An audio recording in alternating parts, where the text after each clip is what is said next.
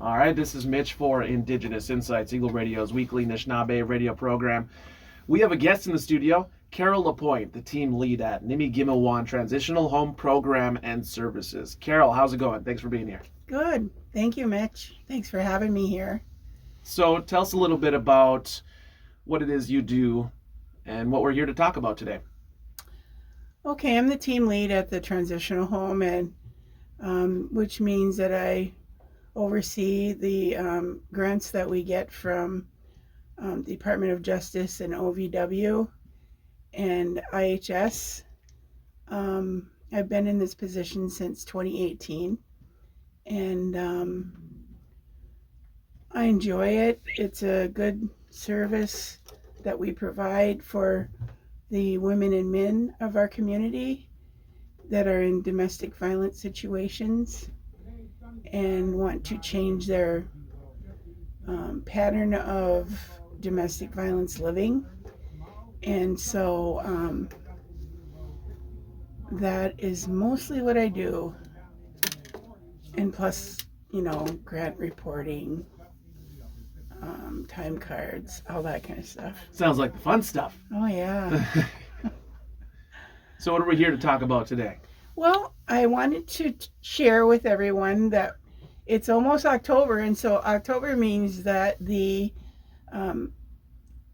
year it's the 13th annual KBIC Domestic Violence Awareness Walk in memory of Chelsea LaFernier.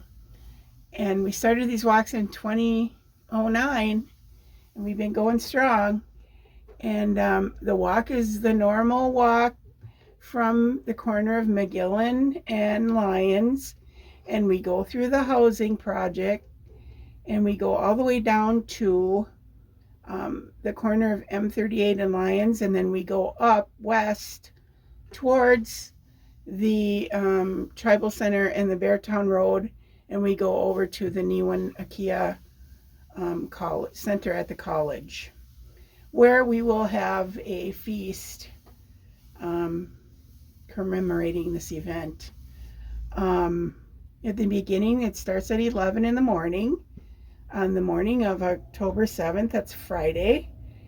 And we always start with a few words from our tribal president, Kim Klopstein, and then we will have a drum there to,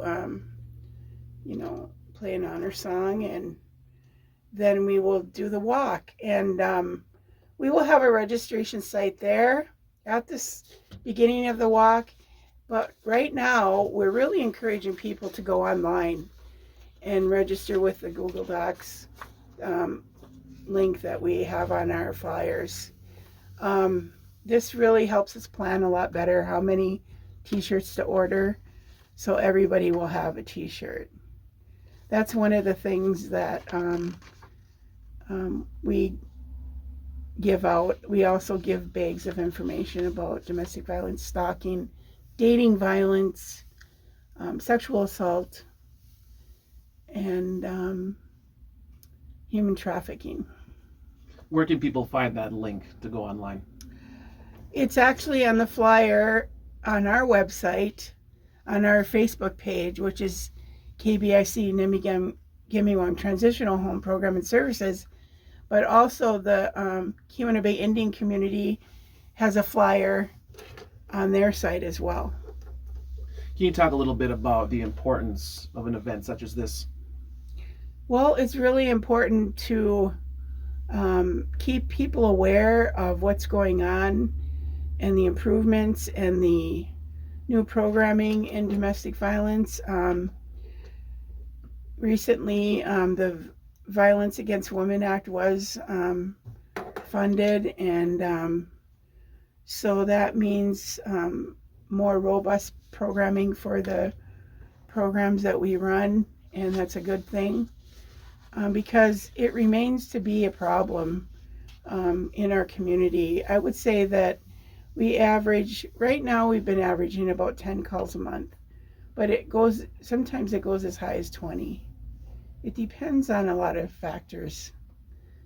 Depends on if people have jobs, if people aren't drinking and drugging, A lot of things like that. Okay, so when it comes to the event, who's invited? The public is invited to participate. We would like everyone in the community to come out on a Friday, October 7th, because we need to maintain this awareness and not only for one day, but for all year round, all during the month of October and all year round. I think just read an article that there's 19,000 calls a day for domestic violence in the whole nation that are made. And so it's still an issue, in our communities. Yeah, I mean, thinking about statistics, 19,000, those are the calls that are made, the reports. Exactly. There's a lot that aren't. Yeah.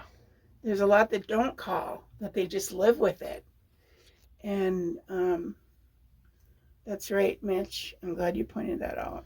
So the weather around here can be a little iffy sometimes. Right. Is there a backup plan if there's some inclement weather that day? Well, barring snow, we usually walk rain or shine. And I don't know that we've ever had snow. Never know, though. We don't want to jinx it. Right. I'm just crossing my fingers for a nice Friday morning, fall morning. So dress appropriately. Yes, dress warm. All right, very cool. And we have water stations set up at where the old shack used to be, and then at the beginning of the walk too. And then we usually have the police and a van going around. If you started out with good intentions and you need a pickup, we can do that too. Are there opportunities for volunteers? Oh yes, there's always opportunities for volunteers, like to man the sign-up stations and the water station. And who would one get a hold of if they'd be interested in that? Well, they can call the center, and it is at 906-353-4593 is the unit manager office. Okay, and you also mentioned that, what is it, National Domestic Violence Awareness Month? Yes, it is. And this has actually been going on for quite a while.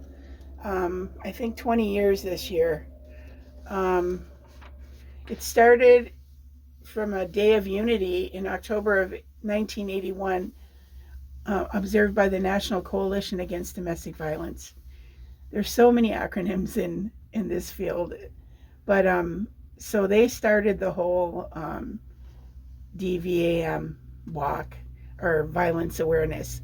And so the intent was to connect advocates across the nation who were working to end violence against women and their children. The Day of Unity soon became an entire week devoted to a range of activities conducted at the local, state, and national levels. The activities conducted were they had program sponsors, they had common themes. They also mourned those who have died. We keep Chelsea's memory during this walk because that's how she died. And we don't want to have any more deaths. Unfortunately, we have had a couple more since then, but we hope to raise awareness so that people that feel that the need to abuse can get help too, and people that are getting abused can get help.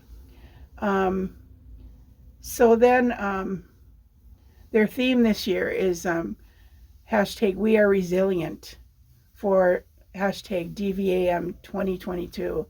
So you'll probably see a lot of that going up on our Facebook page. We will be posting all of the stuff from the National Coalition Against Domestic Violence, just to make people more aware. All right, so I was trying to think about how to conclude this, and I think I figured out how. I was thinking again back to that number, 14,000 calls a day. 19,000. I even got the number wrong. But I'm thinking about the reports that don't come in, the people that don't call. Right now, there could be somebody listening that's living with it, thinking that this is just their life. Speak to them. What message do you have to these people that should be seeking your services? And we'll let that wrap up the interview. One thing I'd like to say is that they're not alone, and we're here to support your issues are confidential with us, and also that you don't necessarily have to press charges to be living in our transitional home. We're here to guide you to not live a life with a cycle of violence, and your life matters, and people do care, and mainly that there's love and caring in our home, and we're here to bring you out of it. Should be Gwitch, Carole. Miigwech.